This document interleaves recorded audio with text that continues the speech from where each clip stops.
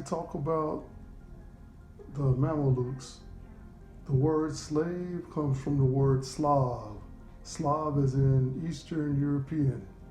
The main body of slaves after the huge import of Nubian slaves, and before the import of Saharan people, um, most of the slaves were Slavic in origin. The details of the Second Battle of Dongola are scarce, but we do know that the forces of the Caliphate suffered enough casualties that taking their objective, the city of Dongola, was no longer possible. A negotiated truce known as the Pact was agreed upon by both sides and lasted for 6 centuries. It set up trade relations between Muslim Egypt and Christian Nubia. It involved the exchange of wheat, barley, wine, and linen from Egypt for 360 slaves per year from Nubia.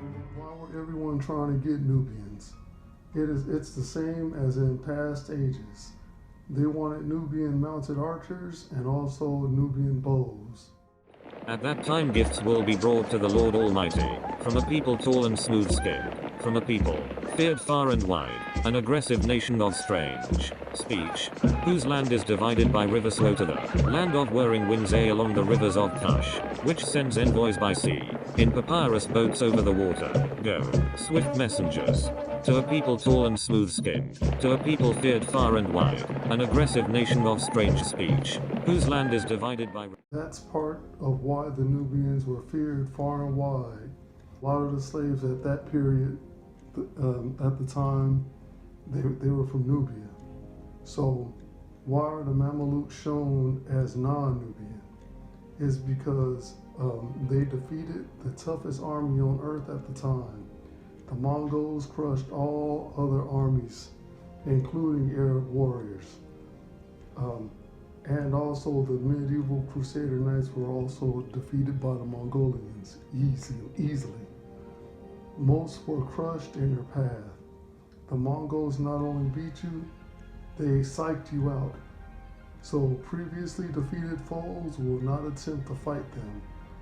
The Mongols were experts at the type of warfare.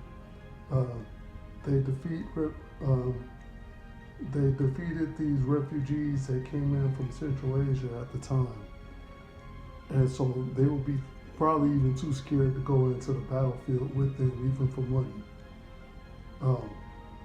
They knew the Mongols' moves, but everybody knew their moves. They just couldn't do anything about it. The Mongols were too strong and the archers were unmatched. So what was the difference?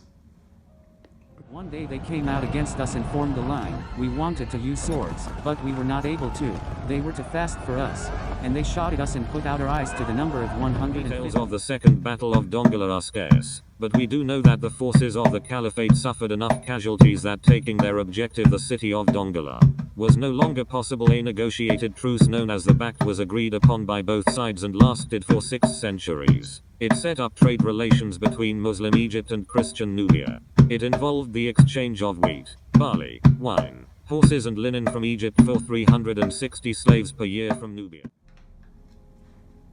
The Mongols were not expecting to meet an army with horses just as fast as theirs, bows just as strong as theirs, and with hearts that was just as brave as theirs.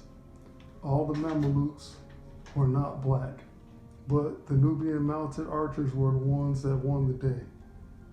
Just as they done against the Arabs, Assyrians, countless Libyan tribes, the Romans, and many others. The term Mamluk Sultanate is a modern historiographical term. The Sultanate's ruling caste was composed of Mamluks, soldiers predominantly of Kipchaks, Circassian, Abkhazian, Oghuz Turks and Georgian slave origin.